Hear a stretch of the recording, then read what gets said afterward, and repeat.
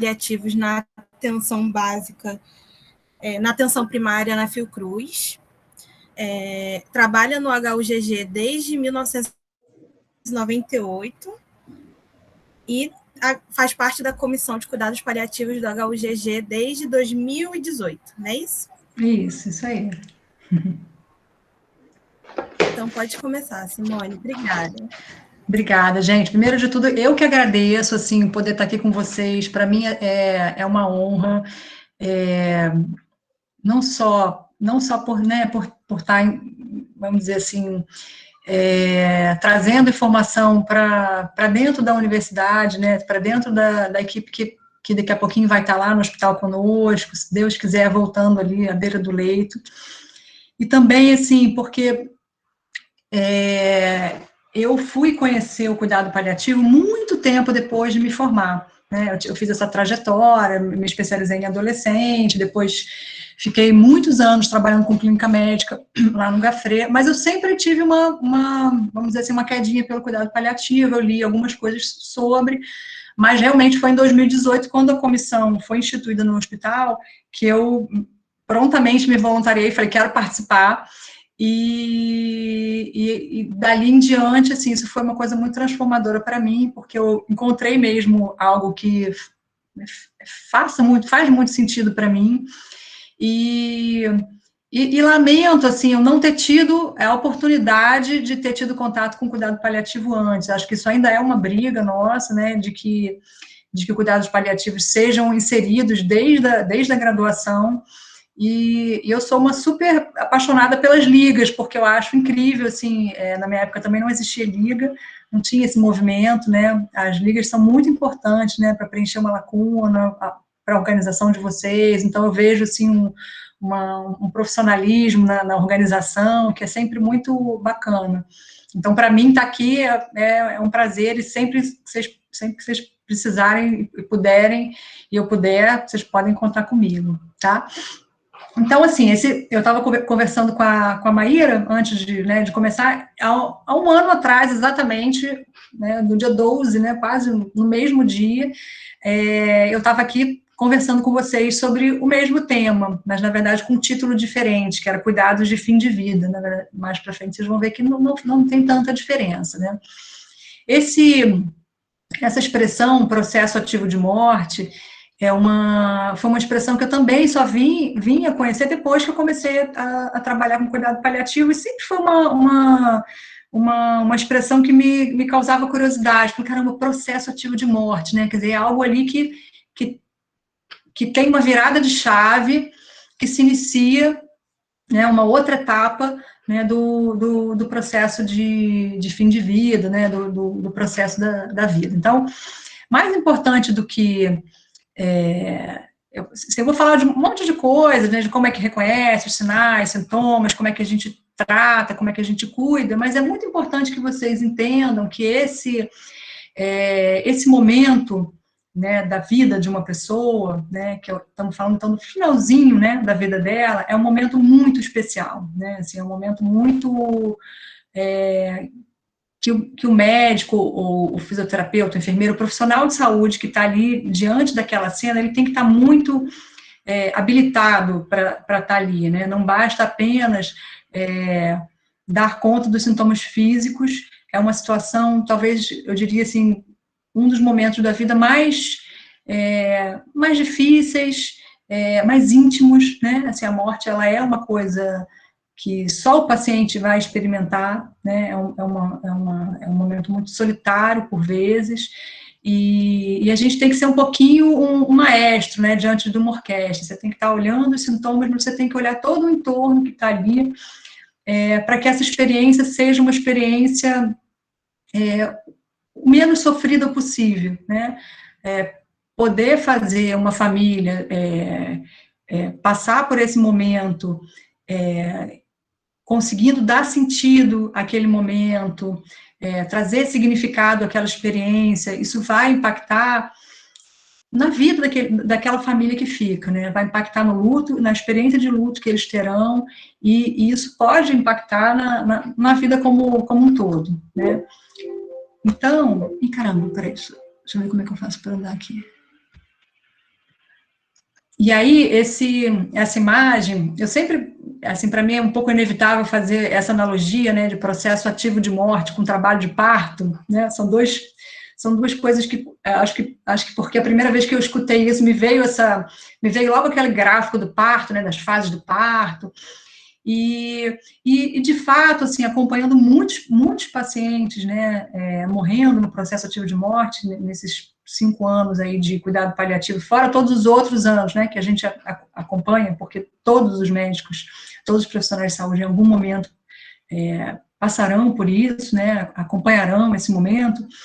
Eu comecei a observar que realmente existem muitas semelhanças, né, são dois pontos, né? São 2 pontos do nosso ciclo da vida, né? Então tem essa figura abaixo, acho que vocês conseguem ver minha seta, né? Essa figura abaixo, né? Que é um ciclo que vai se repetindo, né? Infinitamente, né? Então hoje nesse momento tem alguém nascendo, tem alguém morrendo, e é algo que a nossa sociedade ainda não tem uma visão, por mil questões, né? Enfim, culturais, sociais, religiosas, enfim. Uma visão da morte como algo que faz parte da vida, né? Então, quer dizer, o que tem de semelhante nessas duas cenas, né? São momentos de uma grande transformação, né? Nessa cena de parto, tem uma mulher também passando por um momento, uma mulher não, uma família inteira, né? Passando por um momento de muita intimidade, né, de um momento de dor, um momento muito,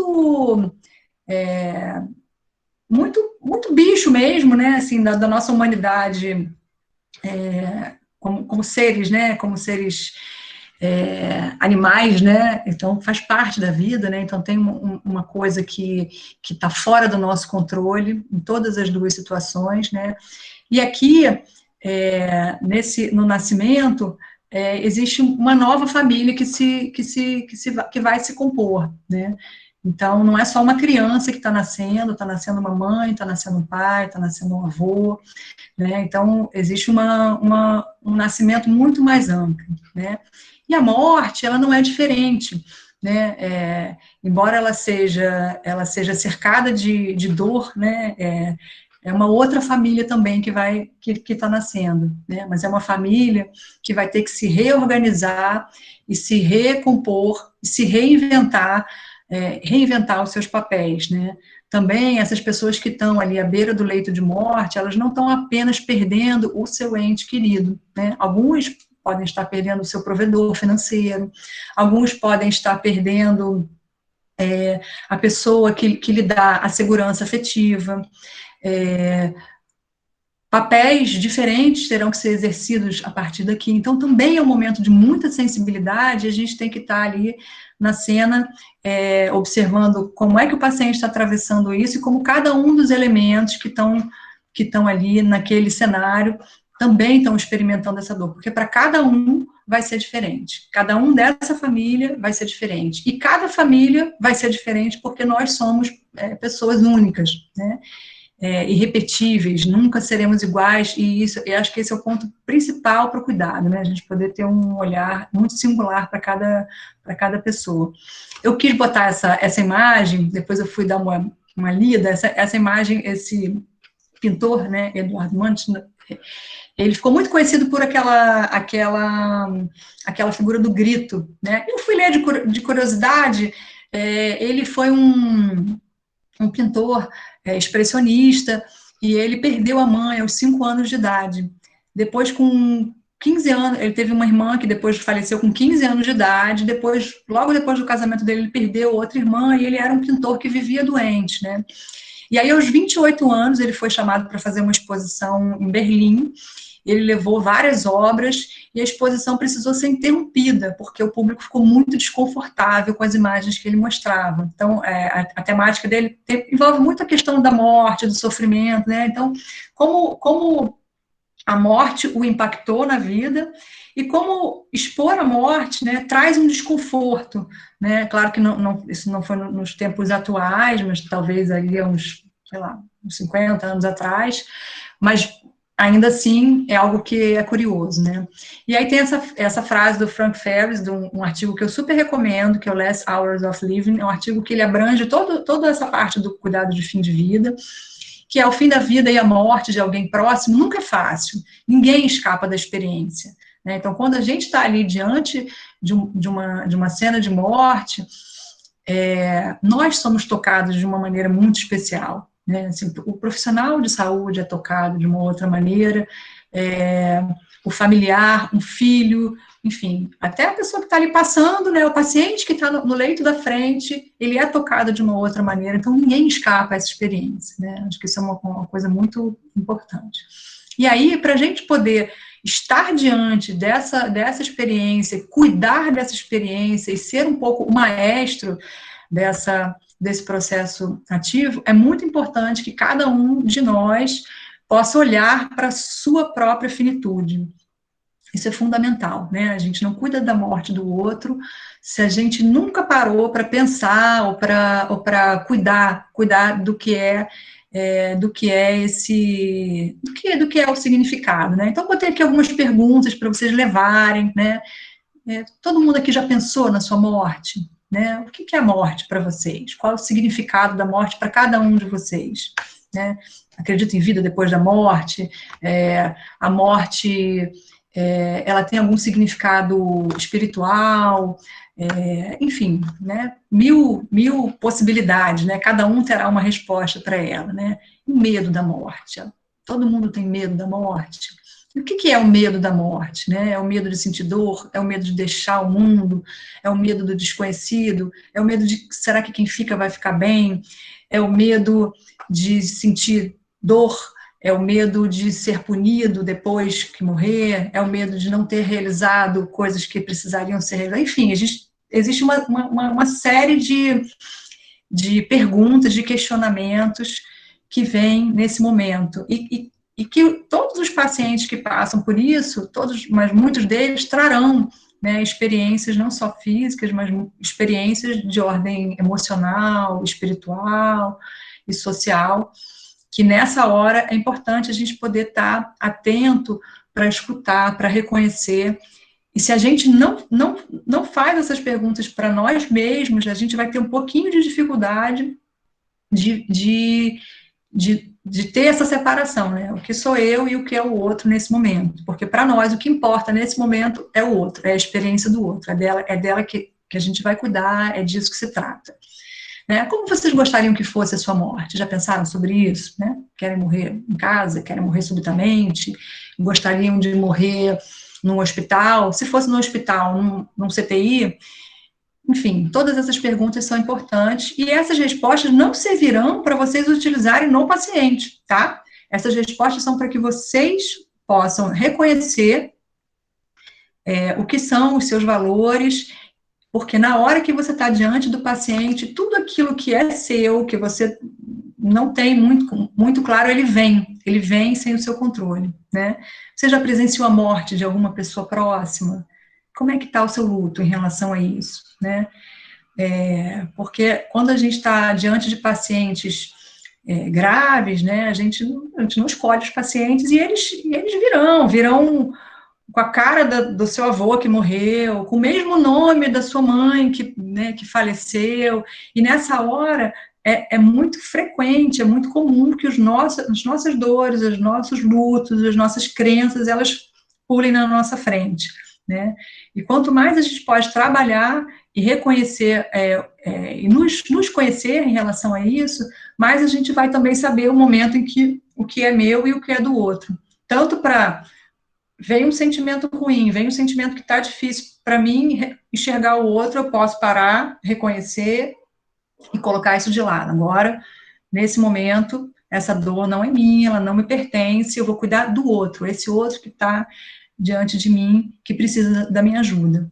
Né? E também reconhecer os nossos limites, né? Pode ser que em algumas situações não seja apropriado você fazer um cuidado de fim de vida para uma pessoa se você estiver tendo uma dor profunda, se você tiver um luto muito recente, ou alguma coisa que isso vai te trazer sofrimento e vai atrapalhar o seu cuidado com o outro. Isso é muito importante, tá? Assim, se vocês esquecerem todo o resto que eu falar daqui para frente, mas não perderem de vista isso, eu já vou me sentir muito feliz de estar passando isso para vocês. E aí essa frase é uma frase da Elizabeth Kubler-Ross, que é uma grande mestra, né, do cuidado paliativo. Quem não conhece, assim, leitura obrigatória, tá? Devemos refletir profundamente sobre nossa postura frente à morte, antes de podermos sentar junto ao paciente sem medo e com serenidade. Então, essa é uma mensagem muito importante. Então, vamos direto aqui para o que é o processo, afinal, o que é o processo ativo de morte, né? Ele é um processo dinâmico, de declínio funcional irreversível, que acontece pouco antes da morte. Então, na verdade, é uma continuidade dos sintomas e sinais, né, que aquela doença que está ocasionando, que ocasionará a morte, ela continua a evoluir, só que agora de uma forma mais rápida, de uma forma inexorável para a morte. Né? Nessa fase é muito comum o agravamento dos sintomas. Então, assim, o paciente que não tinha muita dispneia, ele começa a ter mais. O paciente que não tinha dor, ele pode ter um aumento da dor, ou não obrigatoriamente. O delírio pode ficar mais proeminente, enfim, e podem surgir outros sintomas que antes não existiam. Em relação à definição temporal, isso não tem uma precisão, mas quando o paciente está em processo ativo de morte, geralmente esse processo tende a durar horas a dias, né? A gente nunca se compromete com números, né, com o paciente, mas uma boa forma de você se comunicar com a família é usando horas, dias, semanas, meses, é uma forma que fica melhor o entendimento, né? Mas não há problema nenhum você dizer, olha, esse processo, quando começa, geralmente a gente está falando de pouco tempo, né? Talvez muitas horas, talvez poucos dias, né? Raramente o processo ativo de morte dura semanas, por exemplo, mas pode acontecer também. Eu já presenciei um processo ativo de morte que demorou uns 5 dias, assim, bastante, 5, 6 dias. Paciente com todos aqueles sintomas, e, enfim, é uma situação bem difícil, né? Outras expressões que também são usadas são sinônimos, né? Então, quando a gente fala últimas 48 horas, iminência da morte, cuidados de fim de vida, né? Pacientes que está em cuidados de fim de vida, geralmente a gente está falando desse período, e fase terminal, né? É muito comum, às vezes, a pessoa fala, esse paciente é terminal? Só porque eles veem que a gente está acompanhando. E aí você chega lá, o paciente está ótimo, conversando, batendo papo, com uma funcionalidade boa. Então, existe uma confusão dessas expressões. Então, é importante a gente, toda vez que alguém estiver utilizando uma expressão que não esteja adequada, a gente aproveitar para ensinar. A partir desse momento do processo ativo de morte, como ele é um processo que inexoravelmente levará à morte, todo o tratamento que visa prolongar artificialmente a vida, ele não vai ser benéfico, ele não vai trazer alívio de sofrimento, ele não vai prolongar a vida, ele pode prolongar sim o processo de morte, né, quantitativamente, mas ele não vai impedir que a morte aconteça. Então, você pode ter um processo ativo de morte sustentado de forma artificial. Não é raro a gente avaliar pacientes em terapia intensiva, no CTI, COVID, que a gente já se depara com essa situação, aquele paciente com processo ativo de morte sustentado por medidas artificiais. Então, nesses casos, a gente sempre recomenda, né, a limitação desse suporte. Então, relembrando, esse gráfico é bem clássico, né? Ele fala da história natural da maioria das doenças, do câncer, as doenças crônicas, como insuficiência cardíaca, DPOC, e a síndrome de fragilidade e demência nessa curva aqui de baixo, nessa curva de baixo. Lembrando que o cuidado paliativo, ele deve estar presente desde o diagnóstico dessas doenças, né? Não obrigatoriamente precisa ter uma equipe especializada desde o início, né? Acho que nós não daríamos conta de toda essa demanda, mas entender que o cuidado paliativo, ele não é algo que se inicia após o fim de um tratamento curativo. Isso é uma definição muito antiga que não se usa mais. Então, o cuidado paliativo ele é algo que deve ser implementado desde o início, e à medida que a doença vai evoluindo, os tratamentos modificadores da doença e curativos tendem a declinar, a reduzir, e a necessidade de cuidado paliativo ela fica cada vez mais importante. E, inclusive, o cuidado com o luto, né, que é algo que a gente tem que estar atento também no processo ativo de morte, né, aquelas pessoas que estão ali, elas já estão vivenciando um luto, né, um luto que a gente chama de luto antecipatório. Então, a gente vai iluminar esse pedacinho aqui, né, do nosso gráfico, que é justamente aqueles momentos que antecedem a morte, e para cada uma das patologias, isso vai acontecer de uma forma diferente. Né? Relembrando a definição ela é sempre importante de cuidado paliativo, porque ela vai ser o nosso norteador, né? Então ela é uma abordagem, tá? Então, cuidado paliativo não é um diagnóstico. Esse paciente é paliativo, o paciente não é paliativo, mas o paciente ele é elegível a receber cuidados paliativos para melhorar a qualidade de vida dos pacientes com doenças ameaçadoras de vida e seus familiares, através da prevenção e alívio do sofrimento, por meio da identificação precoce, avaliação e tratamento impecável da dor e outros problemas físicos, psicossociais e espirituais. E tem a definição da IAPC, que é uma proposta, né, que fala de cuidados holísticos ativos. Então isso é importante, né, o cuidado paliativo não é um não fazer, ao contrário, a gente faz, né, a gente busca identificar os problemas e tentar se antecipar às coisas que podem vir a acontecer. Então, tem todo esse cuidado, ofertados às pessoas de todas as idades, porque a definição anterior não abrangia todas as faixas etárias, então, desde crianças recém-nascidos até idosos, que se encontram em intenso sofrimento decorrente de uma condição de saúde grave, especialmente aquelas que estão no final da vida. Ele visa melhorar a qualidade de vida do paciente, familiares e cuidadores, que era também um público que não era contemplado na definição anterior. Nenhuma definição vai ser perfeita, né? Mas, enfim, a gente vai tentando buscar uma que se aproxime mais. Lembrar desses princípios básicos, né, que complementam as definições, que é promover alívio de sintoma, de alívio da dor e outros sintomas, não acelerar ou adiar a morte, então, mas sim afirmar a morte como um processo natural da vida. Lembrar que devem ser ofertados o mais precocemente possível, sempre um suporte à vida ativa, né, para que o paciente fique vivo até o momento final, né, estar vivo pode ser ter uma percepção, pode ser concluir uma tarefa inacabada, pode ser um adeus, pode ser um aprendizado, né, receber cuidado pode ser uma forma de aprender para um paciente em fim de vida, mesmo um paciente com pouca consciência, mesmo um paciente em delírio, ele pode ali estar ainda tendo experiências de vida, né? Integrar aspectos psicológicos e espirituais no cuidado, e não é possível fazer cuidado paliativo de forma com um único profissional, né? Então, a abordagem obrigatoriamente é multiprofissional, senão não é cuidado paliativo. Ações paliativas podem ser feitas, mas o cuidado paliativo, ele, por definição, é um cuidado multiprofissional. É uma pena, assim, que a liga não possa ser uma liga multiprofissional, né? Mas, quem sabe, a gente consegue ainda futuramente incorporar isso, né? Que seria muito interessante. Relembrando o conceito de dor total, de Cicely Saunders, que foi a pioneira do movimento hospice na década de 60, porque isso também vai ser importante no processo ativo de morte, né?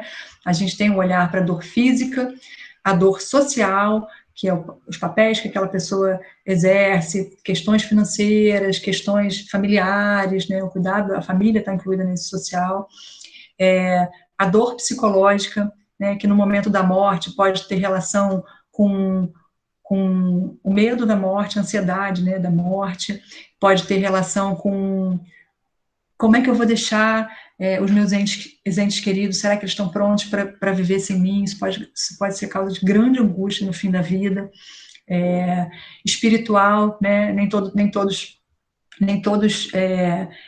tem a dimensão espiritual, nem sempre ela favorece o paciente no fim da vida, muitas vezes isso pode ser causa de dor, né, culpa, medo né, de não ter, enfim, um caminho depois da vida que lhe dê paz, né? Enfim, mil possibilidades, né? E esse conceito de dor total, ele vem da Cicely Saunders, de um relato de um paciente que dizia tudo está errado em mim, né? Então, uma dor vai potencializando a outra. E sempre que a gente vai olhar para um cenário de dor total, a dor física é a que primeiro deve ser cuidada, tá? Não tem como cuidar de dimensões psicológicas, social, espiritual, num paciente que urra de dor, um paciente que treme. Uma vez eu fui ver uma paciente, me chamaram para ver uma paciente, ela tremia de dor.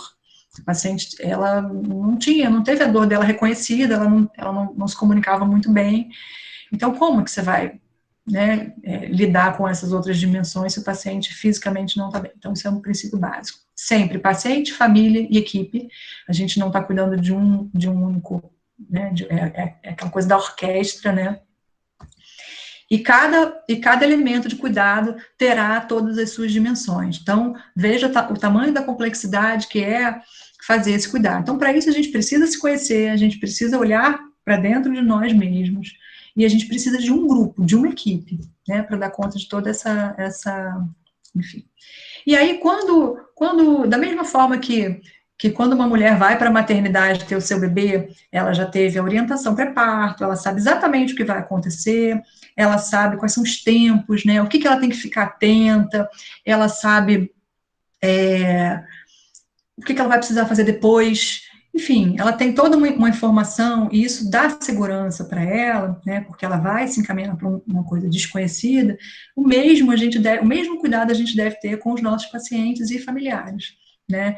É comum esse tipo de pergunta, mas como é que vai ser? Como é que vai ser? Eu tenho medo de como vai ser a minha morte.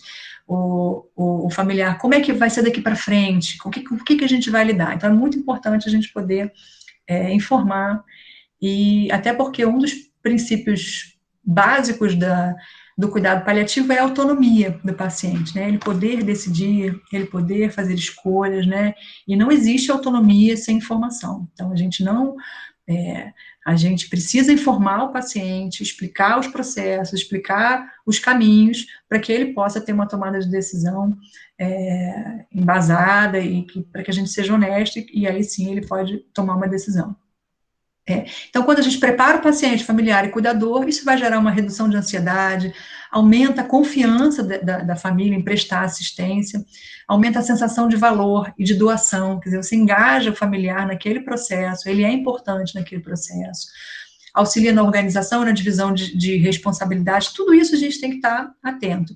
Cria memórias boas da experiência, né? Quando a pessoa já sabe o que vai atravessar, ela entra nessa experiência mais aberta para perceber momentos de beleza, mesmo na dor. Isso é possível. Prepara para as perdas iminentes, né? Então a pessoa tem que se preparar praticamente, né? De forma prática, auxilia na construção de um fechamento de vida, né? Ajuda a fechar um ciclo. É possível que o paciente queira realizar alguns desejos no fim de vida. É muito comum tudo aquilo que o paciente postergou, deixou para depois, não quis fazer, essas coisas, né, que todos nós empurramos com a barriga, um dia eu resolvo, amanhã, depois.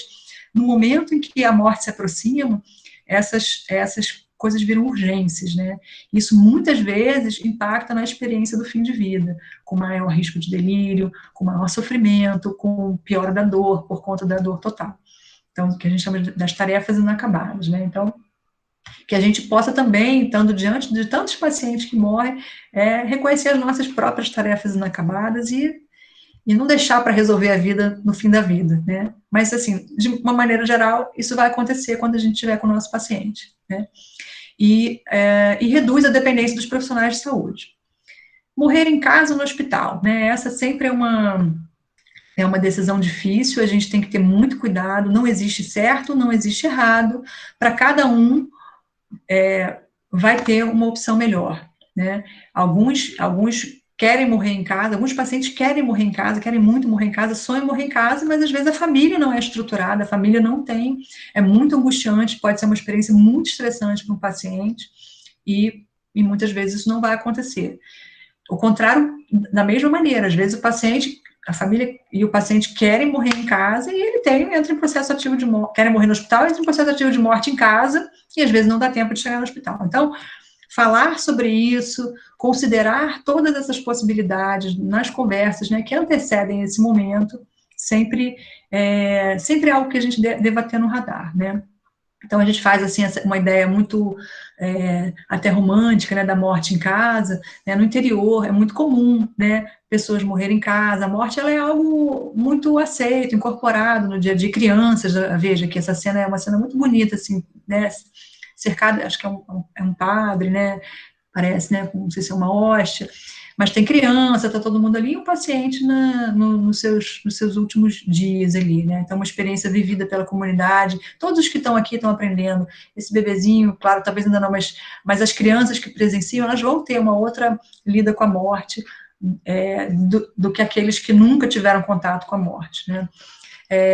Home care, né, instituições, os hóspedes domiciliares, né, existem os hóspedes também, a gente no Brasil tem muito poucos, né, aqui no Rio de Janeiro a gente tem alguns que tentam ser, mas a gente não chega a ter uma estrutura como for.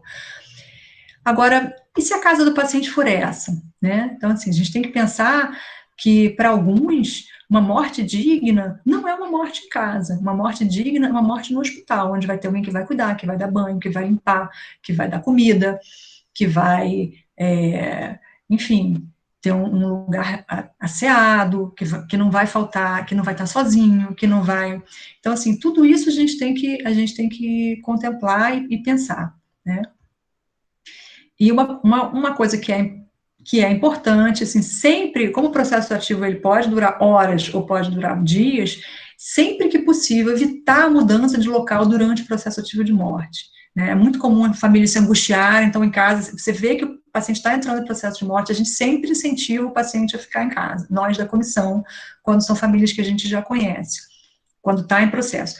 Às vezes, é muito angustiante, o paciente fala, doutora, não está dando para mim, e a gente fala, ó, sempre tem um risco, e às vezes acontece, o paciente, a gente já teve paciente que o paciente falou, não dá para mim, está difícil, levar o paciente para o hospital, e o paciente às vezes chega morto no hospital, mas assim, o familiar fez até onde deu, foi até onde deu, então não tem certo, não tem errado. Nosso papel é informar e dar autonomia para que as pessoas tomem decisões. Agora, deshospitalizar um paciente para morrer em casa também é algo que tem que ser feito com muito cuidado, né? Assim, quando já está no processo ativo de morte, né?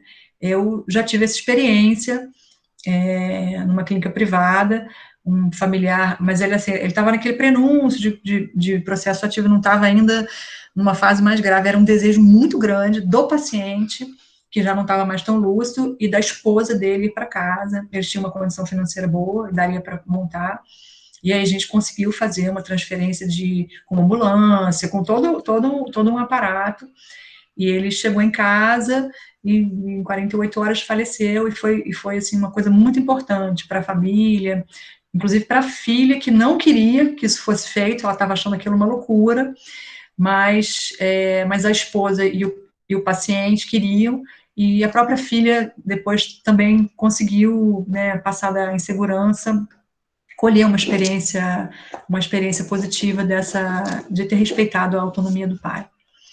Então, como é que é na prática o processo ativo de morte, né? O paciente começa a apresentar intensificação daqueles sintomas. Então, a fadiga é progressiva, o paciente vai ficando cada vez mais imóvel, mais restrito ao leito, ele começa a não levantar mais, não sentar mais, passa a maior parte do tempo dormindo, isso pode acontecer, começa a recusar alimento, líquido, ter dificuldade de engolir, e mudanças no estado mental também são muito comuns, né? Os pacientes podem apresentar delírio, inquietação, agitação, até coma. Hipotensão arterial, pulso fino, esfriamento da pele, alterações vasomotoras cutâneas. Incontinência urinária ou retenção urinária, causada pela fraqueza, né, o paciente fica mais acamado, oligúria, né, redução ele vai evoluir com falências orgânicas, né, irreversíveis. Perda da capacidade de fechar os olhos, esse é um dado semiótico interessante, que tem muita relação com o processo ativo de morte.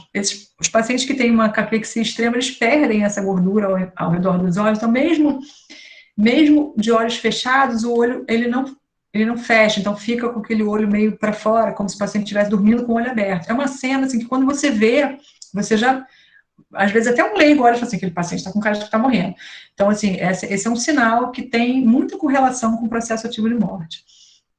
Alucinações envolvendo pessoas falecidas, me diga uma pessoa aqui que nunca presenciou, né, que esteja no cuidado, que nunca presenciou uma cena dessas. O paciente começou a conversar com a mãe, que já morreu, com a avó, que já morreu. Isso é muito comum, né? Pode ter várias interpretações, né? Aqui não cabe a nós nenhum tipo de julgamento a respeito desse tipo de sintoma, mas isso é muito comum e é bem descrito, tá? Referências a ir para casa ou temas similares. Isso é uma outra coisa que, assim, que eu fico muito aliviada quando eu vejo escrito em algum lugar, ou quando eu escuto numa palestra, porque é uma coisa que a gente presencia. Então, aqueles pacientes que começam, eu quero ir para casa, eu preciso ir para casa, é uma angústia de ir para casa, isso às vezes é um sinal, fiquem atentos, né, isso é um sinal, eu já tive algumas histórias, aqui a gente pode ficar contando um monte de história, de situações como essa, né, pacientes muito angustiados, a princípio não pareciam que estavam em processo ativo, e assim, em 6 horas, processo ativo e morte. Então, são coisas que a gente não explica, mas a gente observa e fala, porque assim, esse é um trabalho muito sensível, né, é um trabalho que a gente tem que estar atento, não só ao que é literário, mas o que é da ordem da nossa intuição, da nossa sensibilidade, são dimensões que a gente acaba desenvolvendo. Alterações da frequência de padrão respiratório, respiração de Cheyne-Stokes, é muito comum, fica um ritmo irregular, todo mundo, quem não lembra o que é Cheyne-Stokes, né, aquela respiração que começa mais rapidamente, intensa, vai perdendo a intensidade, e até que faz períodos de apneia, e depois retorna a esse ritmo. E o ruído, que é muito característico do fim de vida, que é a sororoca, né? Ele é feito por acúmulo de secreção nas vias aéreas, é um barulho assim, quando o paciente está morrendo, e é assustador para quem presencia, é muito angustiante, e é difícil, muitas vezes é difícil de manejar. Como é que a gente se comunica com familiares e o paciente ali na beira do leito, preparando para esse momento, né? Então, a gente sempre aconselha as famílias e os cuidadores a conversarem com o paciente, mesmo se ele estiver inconsciente, né? Como se ele estivesse consciente. Então, a gente sabe que a audição é um dos últimos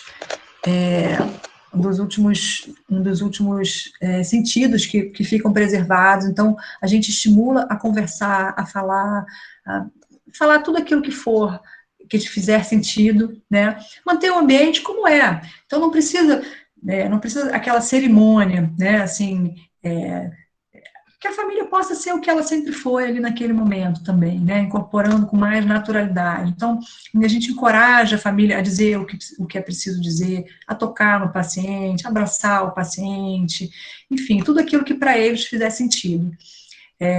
Bichos de estimação, né, isso é uma coisa muito importante. Essa é uma história de um senhor que foi hospitalizado, também estava em fim de vida, aqui ele não estava em processo ativo, né, aparentemente, e recebeu essa visita, que era uma coisa para ele muito importante. Então, isso, às vezes, é muito mais importante do que verificar parâmetros e a gente ficar apegado a coisas que não obrigatoriamente vão impactar na qualidade de vida, na qualidade de fim de vida, né? A gente fala de parto humanizado, vamos falar também de uma morte humanizada, né? E conversas longas, difíceis, mais notícias, isso a gente não precisa fazer perto do paciente, tá? Ele pode ser culpado disso. Incentivar os familiares a darem permissão para o paciente partir, isso é importante, às vezes o paciente precisa ouvir da família, eu vou ficar bem, pode ir, você cumpriu, e o paciente fica mais tranquilo e parte melhor, né? Eu sei que você está morrendo, faça o que for preciso quando estiver pronto, né? A gente incentiva esse tipo de conversa, óbvio, se isso fizer sentido para o paciente e para a família, tá? O toque, né, pode aumentar a comunicação, demonstração de carinho, tem às vezes familiar que quer deitar com o paciente abraçado, pode deitar, pode abraçar, é um momento que é permitido, né? O momento é único, é um momento muito único. Isso vai trazer conforto para quem fica.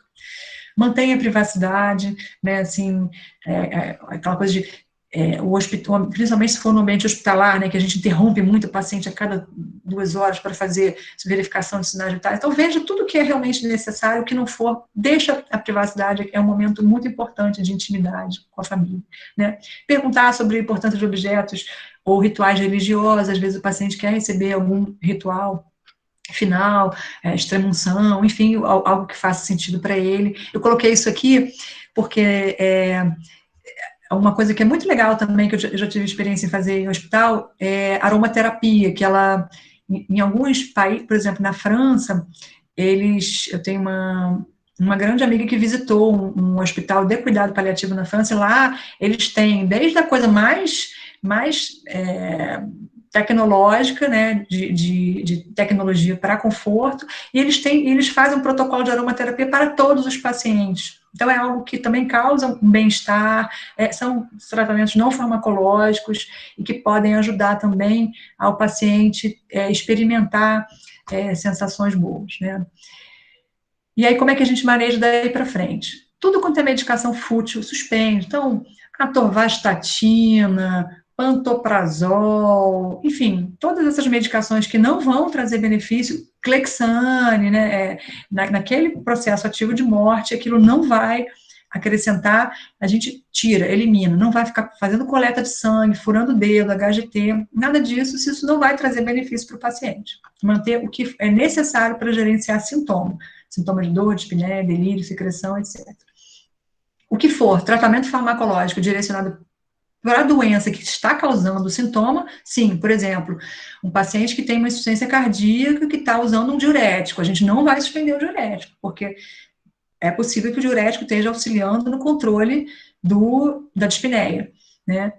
Preferir sempre vias menos invasivas de administração, lembrar da via cutânea, a hipodermóclise, não é raro esses pacientes perderem acesso, a gente não tem que ficar furando, a hipodermóclise é uma via muito adequada para esse tipo de cuidado. E aí, vamos falar um pouquinho dos sintomas mais frequentes nessa fase, né? Fraqueza e fadiga, né? A gente não tem como mudar a expectativa, o paciente não vai ganhar energia nessa fase final, então a primeira coisa é explicar para a família que é isso mesmo, né? Que o paciente não vai conseguir se mexer, ele gostaria de estar fazendo outras coisas, mas ele não vai conseguir, isso faz parte do processo, né? Movimentação passiva das articulações é interessante, porque dá uma sensação de conforto, a mobilidade já também dói, né? Cuidados com a pele, então, assim, se tem gente de enfermagem aqui, é muito importante, assim, que a equipe que está ali muito próxima do cuidado, né, o técnico de enfermagem, o enfermeiro, né, porque o médico, ele entra, visita, sai, mas tem aquele profissional que fica ali na beira do leito que não sai. Então, e muitas vezes, quando vê um paciente em processo de fim de vida, acha que alguns cuidados não precisam ser feitos, ao contrário. Então, no processo de fim de vida, o cuidado, ele é muito importante, né? Então, cuidado com a pele, manter a pele higienizada, úmida, protegida, redução de pressão, lembrar que existem situações muito ruins, assim, de úlcera de pressão em fim de vida, reduzem o odor corporal, massagear, são coisas que dão conforto, né? Ressecamento, prurido, fissuras, etc. Da mesma forma, higiene oral e nasal. É comum o paciente ficar com muito acúmulo de secreção na cavidade oral, fica aquela camada de secreção ressecada, aquilo pode ferir a boca, então uma boa higiene oral é fundamental, higiene nasal também, conjuntival, para que o paciente não fique com o olho, né, cheio de secreção, limpar a mucosa oral com enxaguante bucal, higienizar, desobstruir, geralmente com solução fisiológica, colírios lubrificantes, então são detalhes que na hora que você tem um familiar seu ali na beira do leito, e você vê aquela situação, é muito ruim, é muito desconfortável para o familiar e para o próprio paciente, tá?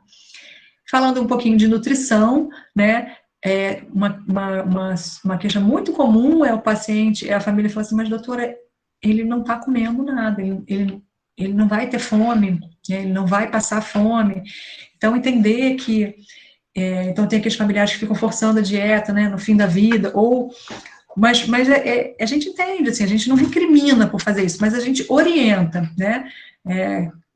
Ver uma pessoa que não come, ver uma pessoa caquética sem comer é muito angustiante, né, para um familiar. Mas é muito importante que a gente explique que isso faz parte do processo natural. E que é até um mecanismo de proteção à anorexia, né? E se a gente tenta forçar a dieta ou institui uma nutrição artificial, nessa fase a gente pode vir a desenvolver sintomas que não estão presentes, porque o paciente vai fazer mais distensão abdominal, pode ter dor abdominal, pode acumular mais líquido, risco de broncoaspiração, fora que, assim, mais um dispositivo, uma sonda, é desconfortável para o paciente, aumenta o risco de delírio, enfim, e a própria cetose, né, a própria cetose causada pela desnutrição, ela tem um efeito anestésico que impacta na dor, na sensação de bem-estar. Então, a natureza ela é muito sábia, né, a gente não precisa ir contra, e, é claro, respeitar a biografia e os valores e o significado do alimento do paciente para aquela família. Então, isso tudo que eu estou falando serve, mas pode ser que tenha um paciente que tenha passado a vida inteira passando fome, e na hora da morte você vai convencer a família de que ele não vai comer. Não. Para essa família, às vezes, uma mãe presenciar a morte de um filho sem um alimento, isso pode ser muito angustiante. E aí, tudo bem, a gente quebra a regra, a gente quebra o protocolo, faz uma quantidade mínima, uma quantidade para conforto, né, uma quantidade que não vai causar outros sintomas. Mesma coisa, monitorização e cuidados de fim de vida, né? A gente desaconselha o uso de monitores nessa fase. O monitor, ele não nos dá parâmetros fidedignos de conforto, né? O paciente pode estar taquicárdico, geralmente vai estar hipoxêmico, taquipneico, mas você olha para ele e ele está relativamente confortável. E ao contrário, o paciente pode estar com sinais vitais ok, e você olha para ele e você vê que ele não está confortável, tem face de dor, tem esforço para respirar, né? Então, ele não ajuda, né? O monitor, ele desvia o nosso olhar do paciente para os parâmetros, né? Então, e gera desconforto, é apito, é ruído, é mais trabalho para a equipe. Então, assim, a gente desaconselha nessa fase da vida. O mesmo hidratação venosa, tá? A hidratação venosa, ela tem, assim, talvez uma indicação no fim da vida, que é quando o paciente tem delírio, né? Às vezes a desidratação pode precipitar o delírio, então em alguns casos a gente hidrata o paciente, mas sempre estamos falando de volume baixo, nunca volume alto, tá? Porque isso pode impactar um pouquinho no controle do delírio, principalmente delírio hiperativo, que é o que é o mais angustiante, né, nessa fase da vida. Se a gente precisar hidratar pelo mesmo motivo da nutrição, né, às vezes para a família é muito, né, a gente não confronta a família, não, você não sabe, a hidratação não é boa, não, às vezes para aquela família é importante ver o soro pingando, água é vida, isso tem um significado, e aí se for essa opção, a gente vai fazer um volume mais baixo possível para evitar a sobrecarga. Por quê? Porque a sobrecarga de volume vai fazer com que o paciente fique mais edemaciado, aumente a secreção respiratória, pode piorar a dispneia, congestão pulmonar, pode piorar a dor por distensão de alça, enfim. E aí a gente sempre evita, tá? Tudo que a gente faz e tudo que a gente deixa de fazer, é muito importante que a equipe seja informada, porque se a gente lembrar daquela nosso objetivo, a equipe também não pode estar sofrendo, né? Às vezes, nem todo mundo tem um conhecimento em cuidado paliativo, então, às vezes, a equipe que está ali, ela fica também angustiada, o paciente não está comendo, não vai botar nem um sorinho para o paciente que está morrendo. Então, é importante que tudo que a gente faça, a gente aproveite como uma grande oportunidade de aprendizado, de ensinamento e também de conforto, né? De cuidado. Né? Esse é um estudo que compara hidratação versus não hidratação em pacientes, e assim, não houve nenhuma diferença, nem na sobrevida, nem na qualidade de vida, nem no controle de sintomas. Então, assim, realmente, não hidratar o paciente não acelera, não ocasiona nenhuma complicação maior. A dor, em relação à dor, a experiência de dor durante o processo de morte, ela pode aumentar em alguns casos, mas ela pode também diminuir. Isso é importante, porque nem todo paciente vai precisar de doses crescentes de opioide no momento da morte, né? Isso é uma impressão equivocada. Às vezes o paciente começa a entrar em processo de morte e então já vamos começar um dripping de morfina. Não obrigatoriamente, tá? Ao contrário, muitas vezes a dor pode reduzir, porque você tem uma diminuição da atividade neurológica, da consciência, da percepção, acúmulo de substâncias, endorfinas, outros metabólitos endógenos, que têm propriedades anestésicas, como, por exemplo, as cetonas no paciente que está sem alimentar. Então, a avaliação da dor, ela é mais difícil, por isso exige essa sensibilidade. Então, a gente tem que olhar para a cara do doente, a gente tem que olhar para a fisionomia, e às vezes, sabe o que eu faço? Às vezes eu até pego o familiar, às vezes a gente fica na dúvida, né? Será que ele está com dor? Será que ele não está com dor? A gente utiliza muito como recurso a tensão facial, né? Que o paciente está o tempo inteiro com o senho franzido, a testa entre as sobrancelhas, né? E aquele paciente que faz período de taquicardia transitória. Não é um parâmetro tão bom, porque tem pacientes que já ficam muito taquicárdicos nessa fase. Então, às vezes eu pego um familiar que conhece o paciente, mas o que você acha? Você acha que ele está com dor? Eu acho que ele está confortável. Aí, às vezes, o paciente fala, não, doutora, toda vez que ele faz essa cara, eu acho que é dor. Então, assim, na dúvida, o que a gente faz? Na dúvida, a gente faz um teste terapêutico, faz uma dose de um opioide e observa e vê se melhora, se fica mais confortável, né? Então, quando a gente tem a gente consegue estar junto da família, a gente também compartilha essas impressões, né? Eu faço isso com frequência e eu gosto muito de fazer isso, sabe? Assim, porque o familiar conhece, né? Conhece o paciente mais do que a gente. Então, a gente precisa, de certa forma, ter essa... E ao contrário também, né? Nem sempre que o paciente, por exemplo, fizer um gemido, nem sempre isso vai ser dor, né? Às vezes o paciente geme porque está inquieto, às vezes ele geme porque está sonhando, às vezes ele geme porque está com a posição desconfortável. Então, a gente não precisa botar opioide, né, toda vez que o paciente gemer, né? Principalmente se ele estiver desorientado. Então, isso é bem delicado e a gente deve sempre, se ficou na dúvida, compartilha essas impressões e, enfim. Quando o paciente já está em uso de morfina, algumas vezes a gente precisa reduzir a dose, quando o paciente começa a ter rebaixamento maior de nível de consciência, para a gente, para reduzir o risco de intoxicação e também para minimizar o risco de delírio terminal, né? Na maioria das vezes a gente não mexe tanto, né? O ideal é assim, quando você pode estar perto do doente, é você fazer as doses intermitentes e observar. Quando isso não é possível, a gente mantém a dose regular, né? Porque é muito dinâmico, assim, o paciente pode estar de um jeito de manhã, à tarde vai estar de outro, à noite vai estar de outro. Então, o que ele precisa ele precisa de um monitoramento mais de perto ali mesmo. Então, a gente sempre lida com essas doses de resgate. E, em alguns casos, se o paciente já faz uso, se o paciente já vinha com uma experiência de dor, você pode manter em drip. Os sintomas respiratórios são os mais angustiantes, eu acho, assim, no processo ativo de morte, né? Muitos deles se devem a comprometimento neurológico, né? O próprio padrão de Chine-Stokes, os períodos de apneia, né? O uso de musculatura acessória, né?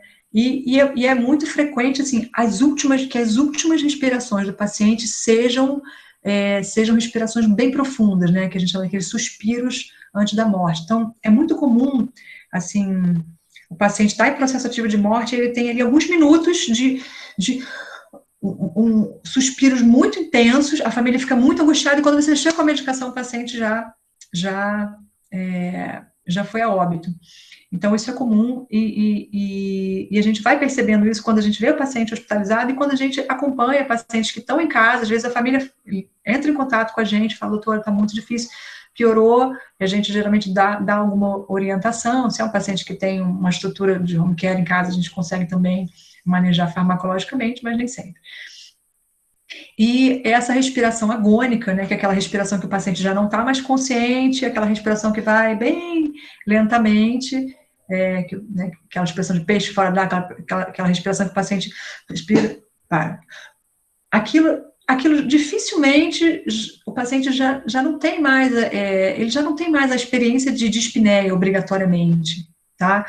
Então, a família fica angustiada, mas nem sempre é necessário entrar com morfina quando já é aquela última respiração de vida, né? Então, a gente usa medicação quando o paciente você vê que ele está com padrão respiratório com esforço, com desconforto, né?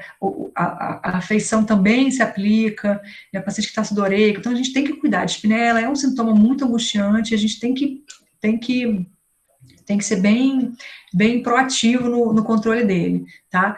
Mas essa respiração de finalzinho de vida, ela é um pouquinho diferente, né? Quando o paciente já está no processo bem avançado, às vezes já não tem mais a experiência da dispneia. Então, veja como é sutil, né? Como é que a gente trata a dispneia, né? Como é que a gente conforta a dispneia no processo ativo. A morfina é a droga de escolha inicial.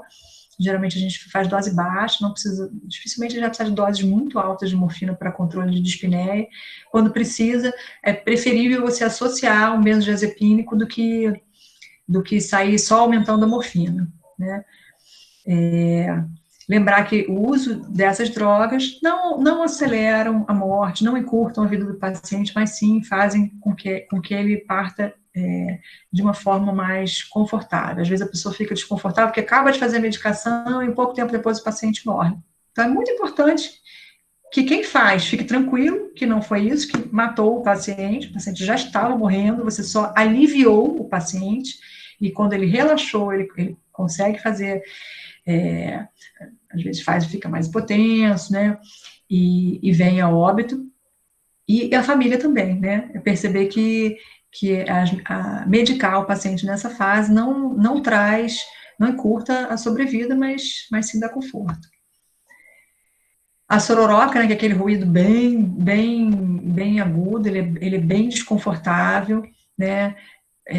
A gente recomenda nessa fase que o paciente não seja ofertado alimentação via oral, né? Porque o risco maior de broncoaspiração e aquilo causar desconforto. Como é que a gente faz quando o paciente está com a sororoca ou aquele ruído respiratório? Primeira coisa é posicionar o paciente melhor. Tentar colocar ele meio de lado, quase de prona, um semi-prona, porque vai fazer com que aquela secreção ela drene espontaneamente, né? Às vezes você precisa fazer uma remoção mecânica, de preferência com uma gaze, com a mão mesmo, se for uma secreção que está na boca, você inclina o paciente, e evitar as aspirações profundas. É muito comum a pessoa ir lá aspirar, a aspiração pode doer, ela é desconfortável, é bem desconfortável para o paciente, e pode sangrar, gerar desconforto. Então, a gente deixa para últimos minutos. A escopolamina é uma droga bastante interessante, né, o Buscopan, que é o que a gente tem mais... Ele faz um efeito de xerostomia e é uma droga bastante interessante quando a secreção e a dispneia estão proeminentes, tem relação com acúmulos de líquido e secreção, e o colírio de atropina também, 1 a 2 gotas a cada 6 a 8 horas ajuda a reduzir essa secreção. Existem outras drogas, a propantelina gel, é difícil de achar, a gente não tem muito, e em alguns casos de uso de diurético pode contribuir para reduzir esses sintomas. A maioria dos pacientes, quando estiverem diante do fim da vida, eles vão apresentar uma trajetória de morte chamada, que isso foi descrito em 2004, essas vias, né, e é bem interessante essas rotas, né, para a morte. Então, a rota usual, né, que a gente chama, é a mais comum. O paciente ele vai ficando mais sonolento, letárgico, merobilado, sendo comatoso e morre. Ele vai simplesmente reduzindo e morre. E essa é uma morte, felizmente, que é como acontece na maioria das vezes. Então, quando o paciente morre em casa, dessa maneira, é mais fácil de controlar. Mas alguns pacientes, eles apresentarão uma via muito mais difícil e estressante de morte, né? Que ele pode ficar inquieto, confuso, ter alucinação, aquele delírio com muita agitação, mioclonia, convulsões, até chegar no estado de coma, semicoma e coma. Então, reconhecer essa via difícil precocemente, né, pacientes, por exemplo, com doenças neurológicas, pacientes jovens com tumores neurológicos, isso pode acontecer,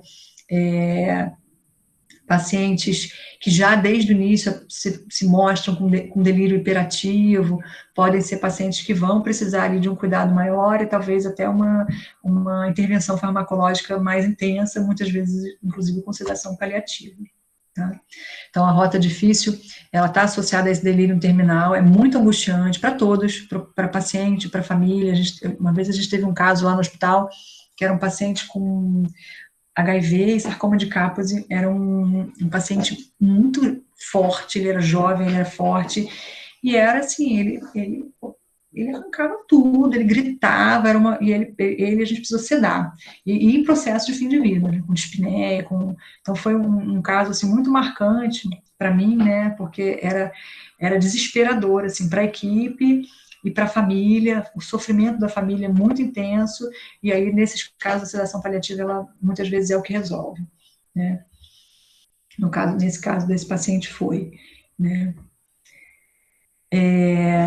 Geralmente, como é que a gente lida, né, com esses sintomas? O midazolam é a droga de escolha, né, porque tem uma ação rápida, ele auxilia também no controle da dispneia, e lembrar que alguns pacientes podem ter efeito paradoxal e agitar mais ainda, né, então, nesses casos, a gente prefere o uso dos neurolépticos. Tem a clorpromazina, que é uma droga interessante, é uma droga boa, a gente acaba usando pouco por falta de hábito de usar, mas em cuidado paliativo a gente usa bastante.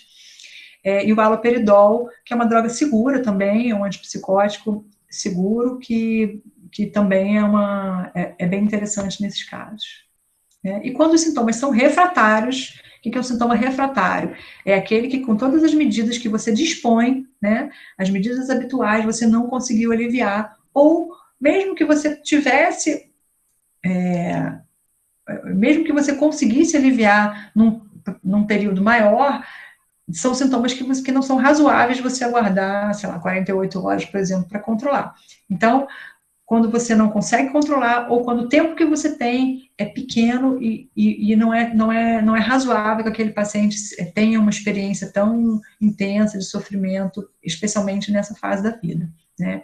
Então, a sedação paliativa não é uma tarefa simples, ela requer técnica, a gente tem que estar de olho nos aspectos emocionais, espirituais e bioéticos, né? Ninguém retira a consciência de um paciente sem a própria autorização do paciente ou do familiar, porque quando você ceda o paciente ali, de alguma forma, você está abreviando, né, a vida biológica dele, né, a interação dele, mas com um propósito, né, o propósito de confortá-lo e tirá-lo daquele sofrimento.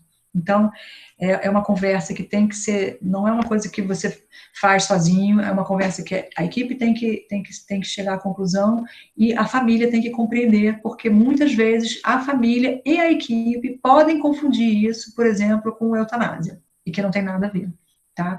E quando o paciente está lúcido e pode decidir, isso também é compartilhado com ele. Muitas vezes, assim, um paciente que, antes de entrar nessa fase tão angustiante, né, nem todos passarão, tá, gente, assim, por uma fase tão angustiante. Como vocês viram, na maior parte das vezes, o processo ativo ele se dá de uma forma mais, vamos dizer assim,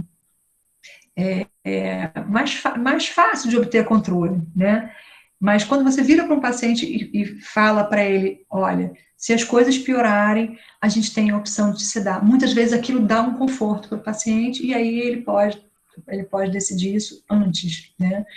Então, decisões de fim de vida, o ideal é que a gente não deixe para o fim da vida para tomar essas decisões, né? Que a gente faça isso com antecedência sempre que possível, nem sempre é, né?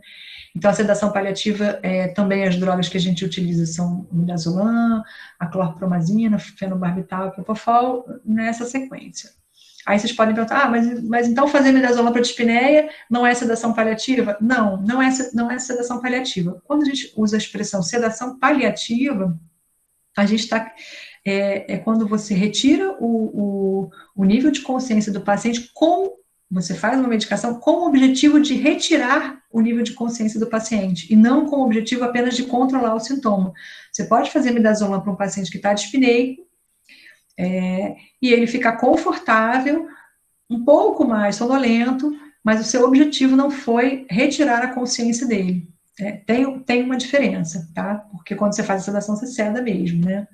Sempre, você vai tentar sempre buscar a sedação menos profunda o possível, mas o suficiente para o paciente não ter a experiência do sintoma, que pode ser dor, que pode ser delírio, que pode ser dispneia, náuseas, convulsões, tudo isso. Sempre importante falar qual é a diferença de sedação paliativa e eutanásia, né? Para o familiar isso é muito importante, às vezes mesmo quando eles não perguntam, eu falo isso, e geralmente quando eu converso, eles falam, que bom, eu tinha essa dúvida. Então, lembrando, né, na sedação paliativa, a intenção é alívio do sofrimento e controle dos sintomas refratários, e na eutanásia é provocar a morte para cessar o sofrimento. É bem diferente, nosso objetivo não é interromper a vida, mas sim aliviar os sintomas, às custas de uma redução do nível de consciência.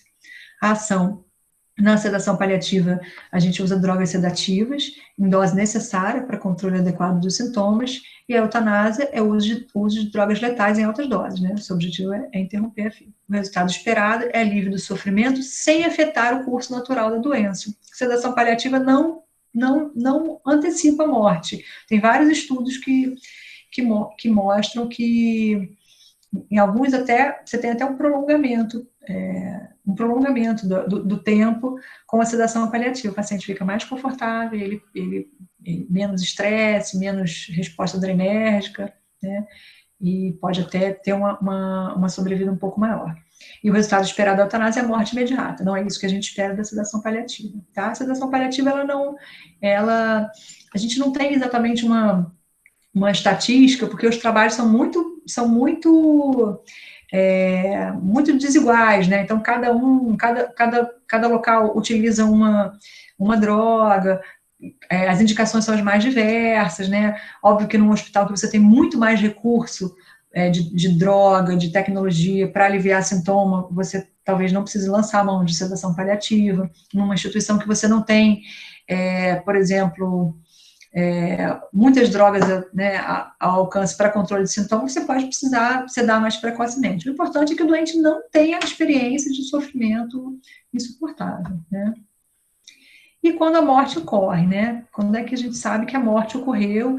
É importante a gente saber, e é importante a gente explicar para os familiares, para que eles estejam aptos a reconhecer também. Às vezes a morte vai acontecer no momento que você não está. Nunca diga, eu vou ficar com o paciente até a hora da morte, porque a gente não tem esse controle, né? Então, além da cessação dos batimentos cardíacos e pulsos, as pupilas ficam fixas e dilatadas, a cor do corpo fica pálida, a temperatura diminui, né, os músculos e esfíncteres relaxam, depois de 4 a 6 horas o paciente fica rígido, pode ter liberação de fezes e urina, e os olhos podem permanecer abertos, né, a mandíbula pode cair aberta, e isso é uma coisa que é interessante se falar, né, porque algumas pessoas ficam, né, fantasiando que o paciente não morreu. Você pode ainda escutar o ruído de fluidos internos mesmo após a morte. E o sinal de Lázaro, que na verdade é um reflexo medular, o paciente ele pode ter ainda fazer alguns movimentos de contração e logo após a morte, e aí o paciente, a família fica muito assustada, achando que não faleceu, e aí você tem que explicar que isso ainda é liberação de substâncias na placa motora, e é importante. Eu já tive uma experiência assim, de um paciente que eu fui ver em casa, ele tinha falecido, e aí ele estava com a irmã no quarto, e eu fui conversar com a irmã, e ela falou assim, doutora, ele mexeu, eu vi que ele mexeu. E aí ela ficou angustiada com aquilo, eu expliquei, o paciente, enfim, já tinha falecido já há alguns minutos ali, há muitos minutos. E o que fazer, né, quando a morte ocorre, né? Primeiro, sempre estar atento, respeitar os valores, as crenças, as práticas pessoais, religiosas, não julgar, né? Não julgar as reações no momento da morte. Alguns vão se desesperar, alguns vão se jogar no chão, vão gritar. Não retirem essas pessoas desse momento por isso. Não obrigatoriamente queira medicar essas pessoas por essas reações, né? São reações que fazem parte desse momento que é tão angustiante para quem vive, né? Perder uma pessoa que se ama muito, né? Não é uma tarefa fácil, essa dor pode ser da ordem do insuportável mesmo. A gente não sabe a história de cada um, né? O que aquela pessoa representa, o que aquela ausência vai representar, o que a morte representa, que experiência daquela pessoa teve ao longo da vida, que fazem ela ter essa reação. Deixa reagir, deixa chorar, deixa gritar, não há problema nisso, não julgue. Deixa a pessoa abraçar, deitar na cama. Uma vez eu tive uma paciente que faleceu, uma paciente jovem, doença muito avançada, e ela faleceu e o marido começou a fazer respiração boca a boca nela. Uma situação muito angustiante, assim, não era uma paciente que eu cuidava como cuidado paliativo, dava plantão no hospital, e era uma família que não estava, assim, não vinha sendo preparado para esse momento, né? E ali, assim, né, a gente acolhe, esse marido ficou abraçado com essa mulher algumas horas, foi difícil até, assim, retirar ele da cena ali, porque ele não conseguia sair, e eu tenho certeza que aquele momento ali, que ele pôde ficar e vivenciar e realizar aquela dor, realizar aquela perda, foi muito importante. Então, tocar, segurar, beijar, alguns querem ver, querem tocar, alguns não querem também olhar, também devemos respeitar, né, assim, às vezes a pessoa ficou o tempo todo do lado daquele ente querido, e quando ele morre, eu não quero ter essa visão. Então, não existe certo, não existe errado, existe o que é importante, o que é relevante, o que tem significado para aquela família, e nós temos que respeitar assim, e viabilizar, fazer com que haja esse espaço. Lá no hospital a gente tem conseguido isso, as equipes cooperam, a gente consegue deixar a familiar entrar e ficar o tempo ali que, óbvio que tem um limite, né, mas assim, o tempo que for importante para eles, né, isso vai impactar na forma como o luto se dá dali para frente. A gente tem que ter um olhar para isso, né. E assim, para finalizar, né, uma frase da Elizabeth Kubler-Ross, antes de falar a frase, eu vou contar a história dessa foto. Essa foto é lá no Gafré, né, eu estava com uma paciente com câncer, uma paciente, ela estava muito angustiada, e o leito dela era de frente, era de costas para a janela, né, e eu olhava a paciente, e olhava, essa foto não tem filtro, tá, era esse céu que estava no dia, então eu olhava para a paciente e olhava para aquele céu, olhava para a paciente e olhava para aquele céu, eu tirei essa foto e mostrei para ela o céu, né, que ela não estava conseguindo ver. Então, eu acho que muitas vezes, assim, o nosso trabalho é abrir uma janela, né, assim, abrir uma janela e plantar ali uma semente de esperança, plantar uma semente de beleza, plantar uma semente de amor, de delicadeza. Não, o trabalho com cuidado paliativo, ele é um trabalho amoroso, isso não é piega, isso é de fato, né, assim, a gente não faz um trabalho compassivo sem ter isso dentro da gente. Então, eu acho que essa é uma mensagem que a gente tem que ter, e o que a gente deve buscar até no último instante da vida, né? Então, observar a morte em paz de um ser humano faz-nos lembrar de uma estrela cadente. É uma entre milhões de luzes do céu imenso, que cintila, ainda que por um breve momento, para desaparecer para sempre na noite sem fim. Ser terapeuta de um paciente que agoniza é nos conscientizar da singularidade de cada indivíduo nesse oceano imenso da humanidade. É uma tomada de consciência da nossa finitude, do nosso período limitado de vida. Poucos dentre nós vivem além dos 70 anos. Ainda assim, nesse curto espaço de tempo, muitos dentre nós criam e vivem uma biografia única, e nós mesmos tecemos a trama da história humana, da Elizabeth Kubler-Ross. Então, obrigada, gente, era isso que eu queria falar, acho que eu me estendi um pouquinho mais. Vou interromper aqui o compartilhamento. Simone, foi ótimo sua apresentação, nossa, esclareceu várias dúvidas que eu tinha. Quando surgiu uma dúvida, até teve um comentário parecido com o que eu estava pensando. Quando surgiu uma dúvida, logo em seguida você respondeu. Como é que eu faço para sair daqui? Só me explica aqui rapidinho para eu descompartilhar. Desculpa te interromper. Já descompartilhou, já interrompeu. Por que eu não estou vendo vocês? Estou vendo tudo branco. Tem que voltar para a aba da reunião, no navegador. Gente, como é que eu faço isso? Peraí, finalizar a apresentação. Pronto, tá. Vou fechar aqui. Peraí. Pronto. Desculpa. Ainda me enrolo com o Google. Com o Google Meets. Primeiro eu vou fazer uma pergunta minha, que é em relação a quando você conversa com o paciente para decidir junto a ele onde ele quer estar durante o fim de vida dele. Qual é o momento certo para fazer isso? Olha, acho que o momento certo o momento ideal é sempre o mais precoce possível, né? Se vocês puderem hoje já pensar sobre isso a respeito de vocês, ou com os pais de vocês conversarem sobre isso, no momento em que não há doença, no momento em que não há essa ameaça iminente, isso já é um bom momento, né? Mas, obviamente, nem sempre a gente tem essa oportunidade, né? Então, as diretivas antecipadas, né? Isso faz parte também das diretivas antecipadas de vontade, né? Que são os desejos do paciente no momento da morte, né? E aí inclui não só aonde ele gostaria de morrer, mas também o que tipo de terapia ele gostaria de passar ou não, né? Se é um paciente que quer receber algum tipo de tratamento artificial, né? Então, o paciente ele pode colocar ele pode se expressar. Então, enfim, é difícil, né? É difícil. Geralmente nas primeiras consultas, né? Você tem que ter abertura com o paciente para poder conversar sobre isso. Não é todo paciente que você vai conseguir ter essa conversa, né? Conversar sobre a morte para um paciente com um paciente em cuidado paliativo é sempre muito delicado, né? Não é um assunto que eu particularmente acho que a gente precise ativamente introduzir, né? Se o paciente não estiver preparado para ter essa conversa, isso pode ser muito ansiogênico para ele, né?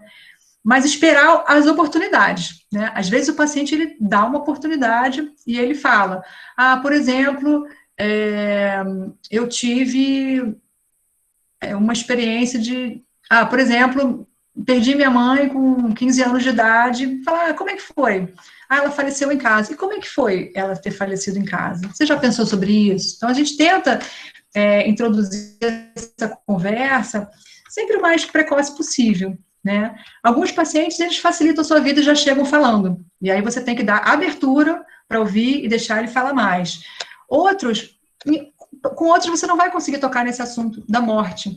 E aí você vai ter que tentar compreender, às vezes, tem pacientes que falam metaforicamente, tem pacientes que não conseguem se expressar verbalmente, então ele tem uma forma de linguagem que é uma linguagem, às vezes uma linguagem não verbal, às vezes uma linguagem simbólica, né? Mas, assim, respondendo objetivamente a sua pergunta, eu acabei me desviando um pouco, o mais precoce possível, tá? Essa semana, por exemplo, tem uma paciente que internou com um linfoma, um quadro bem avançado, e ela queria muito ir para casa, mas a família veio perguntar se ela teria chance, se ela poderia morrer em casa, e a gente falou que sim, que era uma possibilidade, como seria para eles se isso acontecesse, e a familiar falou, não, seria horrível, porque a gente perdeu a nossa tia em casa, e eu falei, como é que foi a morte dessa tia? Aí eles começaram a descrever a morte da tia, que ela na verdade não teve uma morte com sofrimento físico, mas a família estava tão despreparada que aquela cena foi um desespero, todo mundo começou a gritar, sabiam que ela ia morrer, eu falei, mas pensa, veja bem, você está me contando uma pessoa que morreu sem sofrimento físico, né, ali naquele momento, a família inteira ao lado, e aí ela começou a falar, não, realmente, alguém pôde ir lá se despedir, a gente fez uma oração juntos, será que isso seria possível dentro do hospital? Será que essa experiência, se vocês estivessem mais preparados, vocês não teriam vivenciando essa experiência de uma outra maneira? Então, essa familiar já saiu assim pensando, caramba, é mesmo, a minha mãe não gostaria de estar no hospital, a minha mãe odeia o hospital, então talvez. Então, assim, a gente planta uma semente e vai conversando e vai respeitando o limite da família e do paciente, né? A gente não força a barra, eu acho que, assim, senão você pode acabar sendo muito iatrogênico, né? Então, o mais precoce possível, né? Nem sempre nem sempre a gente consegue ter essa conversa precocemente e nem sempre a gente consegue ter essa conversa, tá, com o próprio paciente. Às vezes, para ele é muito difícil falar sobre isso, mas a gente tenta. Entendi, obrigada. A Mai quer fazer uma pergunta, ela fez uma pergunta no chat, não sei se ela quer abrir o microfone ou se eu leio. Pode ler, ou abrir o microfone, se ela quiser. Posso ler. Não, pode, se ela quiser falar, melhor, você sabe. Ela perguntou se, para testar o óbito, quais são os parâmetros que são necessários. Ela disse que viu que em alguns hospitais é preciso fazer um eletro. Isso não é preciso, tá?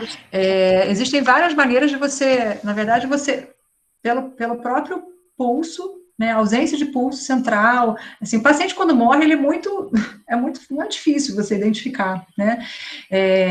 A ausência de pulso, o paciente começa a ter midríase, perda dos reflexos de tronco, parada da respiração, não obrigatoriamente você precisa fazer um eletro, até porque você pode ter, né, eventualmente você pode ter ainda alguma atividade elétrica, então a sistolia, ela não é necessariamente algo que você precisa fazer, a gente não faz, de rotina, lá no hospital a gente nunca faz, inclusive eu já tive eu já senti um certo desconforto, né, eu já trabalhei num outro hospital que também tinha isso, fazia, então assim, você imagina um paciente com câncer super avançado, em processo ativo de morte, a família inteira se preparando para o óbito daquela paciente, ela para de respirar, o coração para de bater, o pulso para,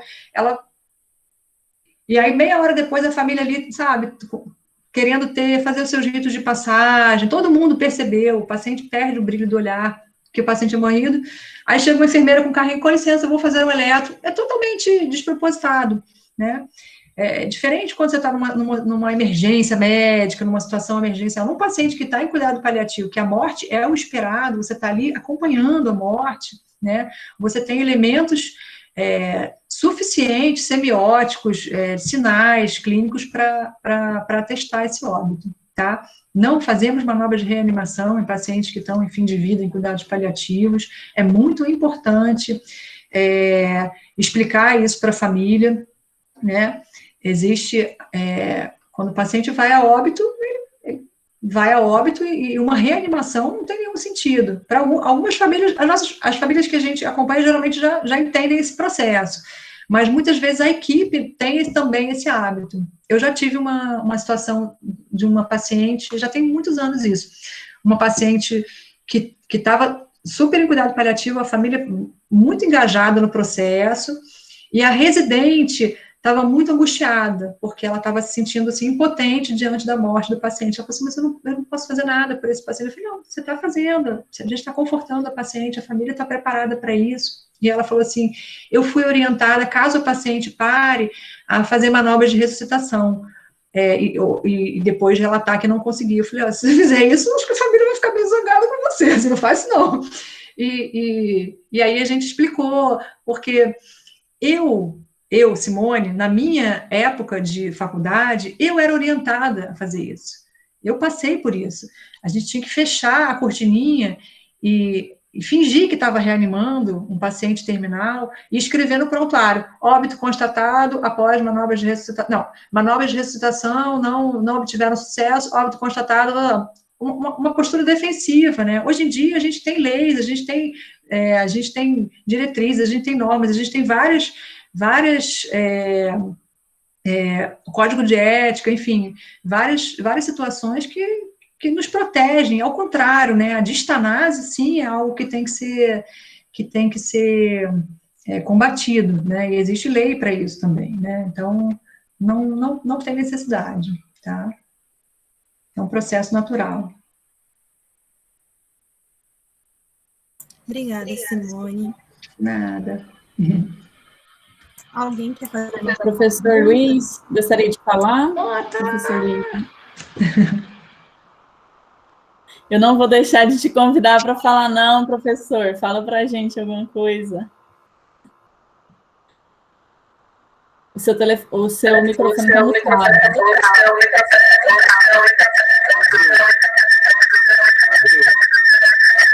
Ou não?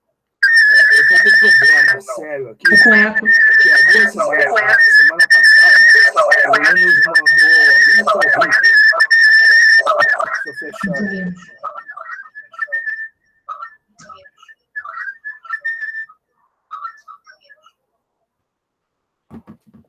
E aí, agora, tá me ouvindo? Sim, professor, agora está perfeito. Então tá a maior confusão aqui. Eu tô tendo delay, inclusive, aqui, tá vendo? Tá horrível.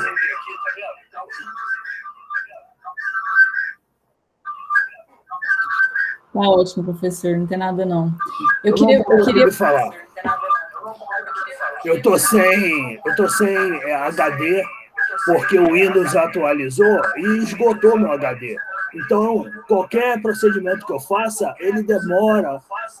Eu assisti a exposição da Simone e com o meu microfone aqui do celular.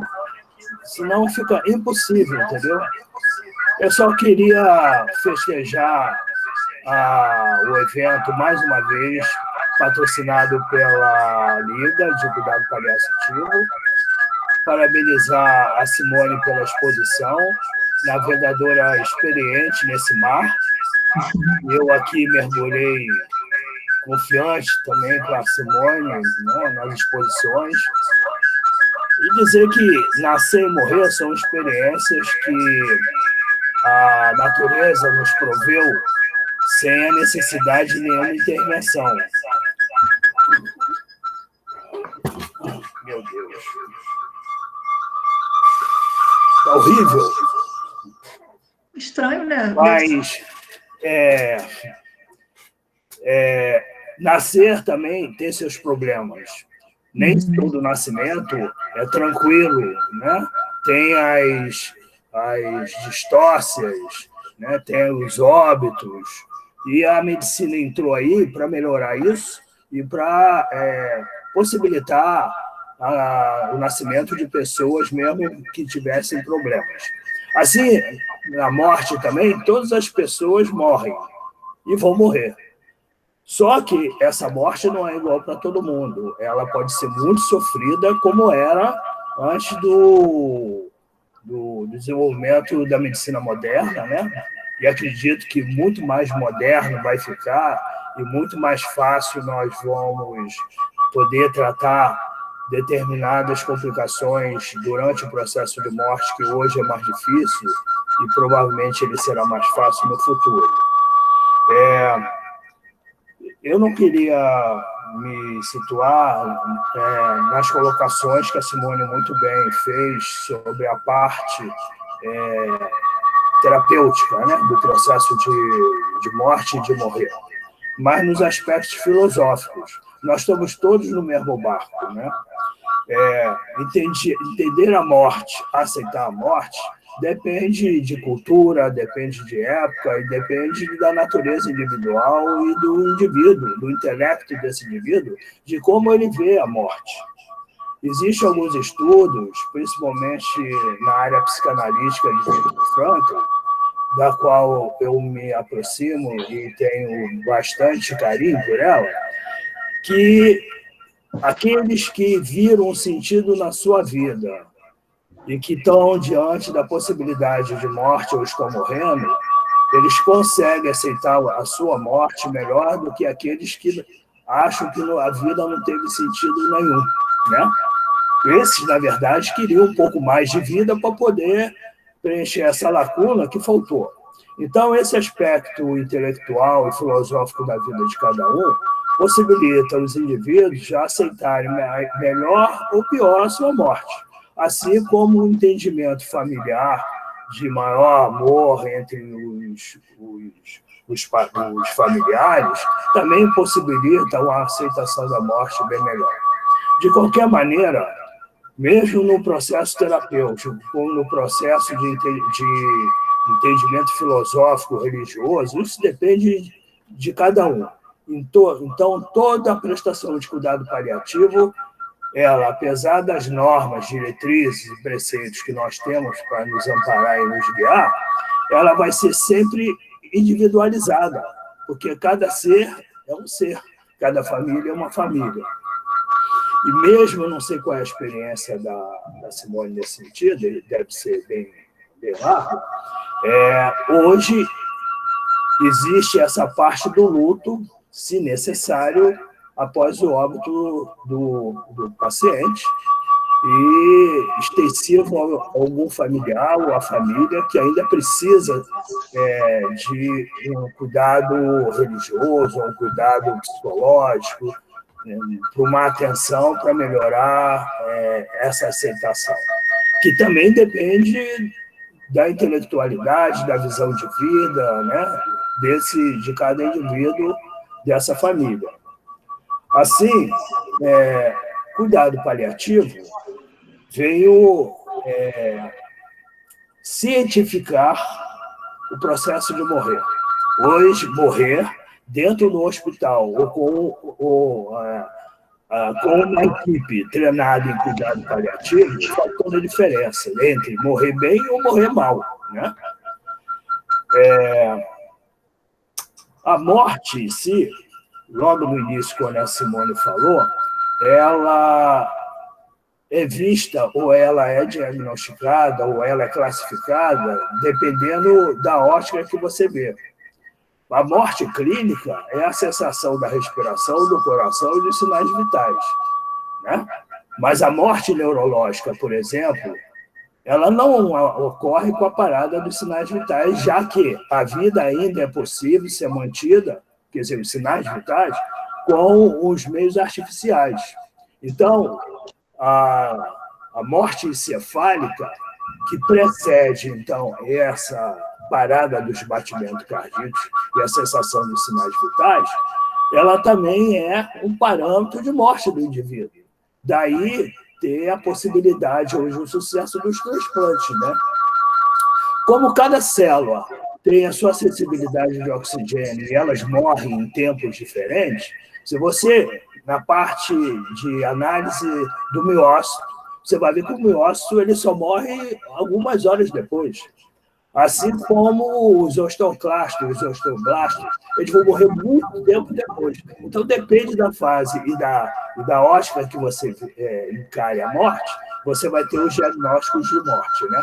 Existe nos Estados Unidos fazendas da morte, onde os corpos são colocados a céu aberto e o processo de morte vai sendo estudado à medida que o corpo vai entrando em contemplação. É fantástico isso, é muito louco, é escatológico, né? Mas existe nos Estados Unidos. De modo que, muito ainda sobre cuidado paliativo, a gente vai ter que conversar, sempre por uma ótica interdisciplinar, né? E multidisciplinar, cada um compreendendo e exemplificando dentro da sua área, né? O que muito vai multiplicar a nossa formação, o nosso entendimento, etc, etc. Então, todos de parabéns, desculpe as confusões eletrônicas, mas deu pau e para mim conseguir assistir tinha que ser assim. Parabéns para todos. Simone, um beijo. Estamos beijo, Mota. Estou com saudade de você. Semana passada não deu para a gente conversar, mas vamos ter tempo. Com certeza. Isso que o Mota falou, o professor Mota falou a respeito do luto, é muito importante. A gente, desde o início assim, do atendimento, a gente já tem que ter um olhar buscando identificar quem são aqueles pacientes, aqueles familiares que vão.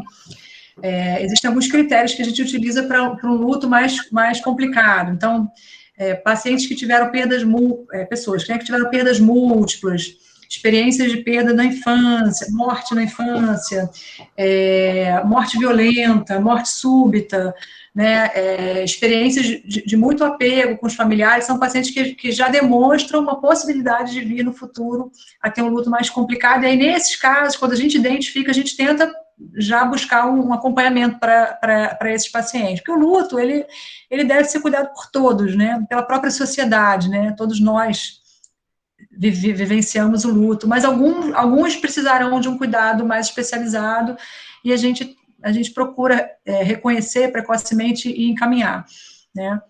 E a gente tem todo um cuidado, os familiares seguem com a gente, né? Assim, quando o paciente falece, a gente envia mensagem de condolência, a gente faz contato depois para saber como está. Alguns pacientes, alguns familiares, assim, fazem contato conosco até hoje, assim, depois de anos o paciente morre, lembram, e isso é muito importante, assim, né? Para nós é muito importante fazer esse vínculo com os familiares que ficam, né?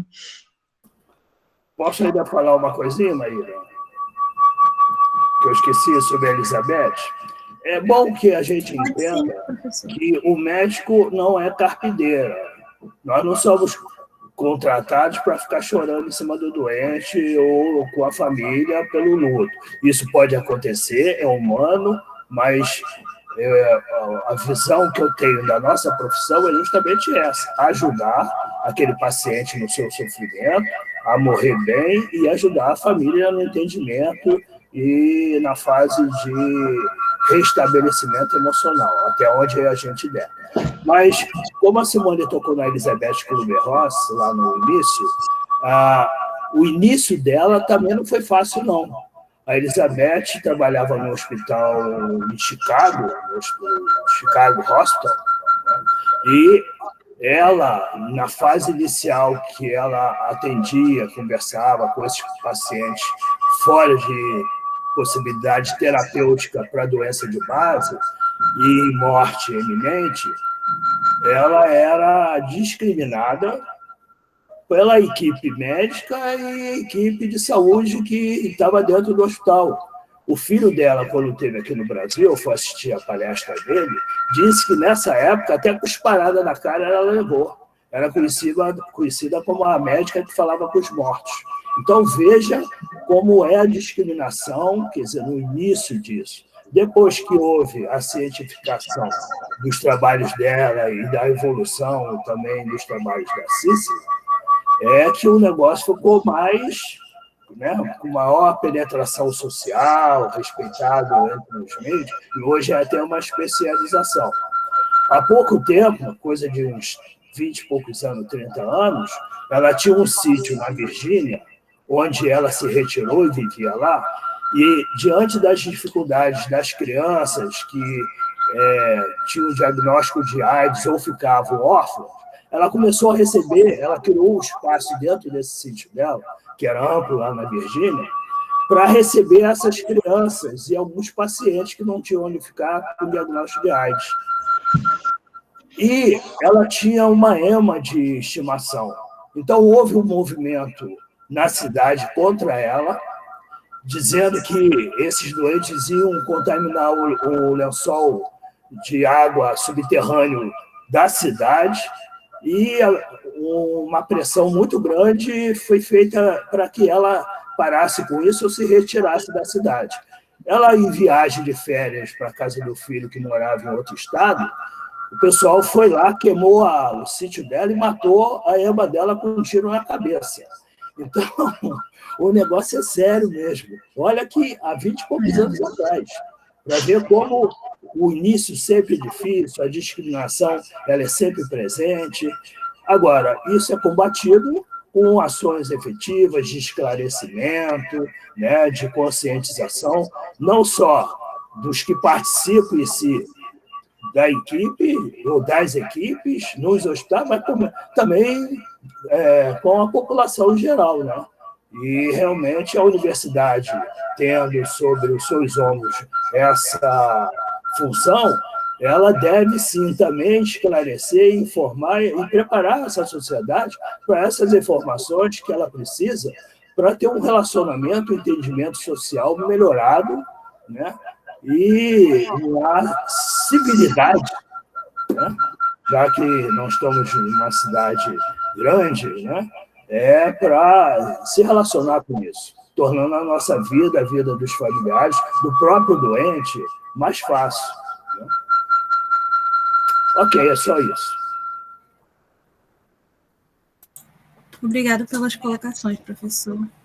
E obrigado por aceitar o convite, Simone. Alguém tem mais ordens? Então é isso. Boa noite a todos. Eu encerro aqui a nossa atividade. Obrigada, gente. Eu vou pedir e vou